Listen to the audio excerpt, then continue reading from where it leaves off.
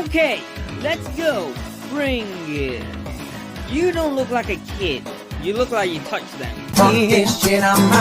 When there's nothing better to do in school than talk about gay hentai or watch Mr. Tumble, school fights bring great entertainment to otherwise dull as day. It's basically Smash Bros in real life, so bring some tissue just in case. I don't want to glamorize school fights since most of the time you'll be walking out of one looking like a pride flag. However, what do you even think we do in school? Learn? All I learned from school is that women are sinful because of snakes, Henry VIII rode more women than Jimmy Savile, and where's Waldo?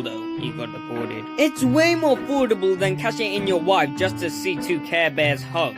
This isn't Steven Universe, you're not gonna fuse into a fucking Megazord, now fight! You're making Gandhi look violent and he looks like a fucking Enderman. School fights have their pros and cons, but for what they are, they're okay. Except if you're in one yourself. Most fights I'm in, and with me looking like I just made an apology video, and the other looking like he just got acid attacked. I remember one fight in my old secondary school. I was in science class with my teacher, Mr. Kebab, and some cheese string crackers were being dickheads to me. Leader of that cracker packet I'll call Tylone. Ironic, isn't it? For some reason, Tylone was talking smack about my dairy milk self. He really wanted beef with me, even though I thought he was a Hindu. Finally, I had enough and kicked him in his balls. He must have a bush jungle down there because he felt nothing. The only thing that happened was a crunch noise from his groin. What you have down there? Fucking Pringles. And this hog rode into me and we started to fight for a whole minute before we both got pulled back. There was another incident at the school where in the sports hall where all the kids were waiting for the teachers to arrive, some kid called Sausage were talking shit, so I decided to strangle him. He's the one not breathing, it's not my fault. Before he was acting hard, but after strangling him he really was hard. Does that mean I don't go to heaven now? Thank God, I'm pretty sure it's just one long Bible study up there. As you can see, I fought all kinds of people. Small, medium, grande, venti, elderly. But even I know my limits. I don't want my nose looking like I grew 2 more testicles. But that doesn't stop me getting into some dumbass situations like a crazy ass fight in my old primary school. I'm chilling on some bench with some friends, where out of nowhere this pedo looking kid snatches my food like I'm a charity,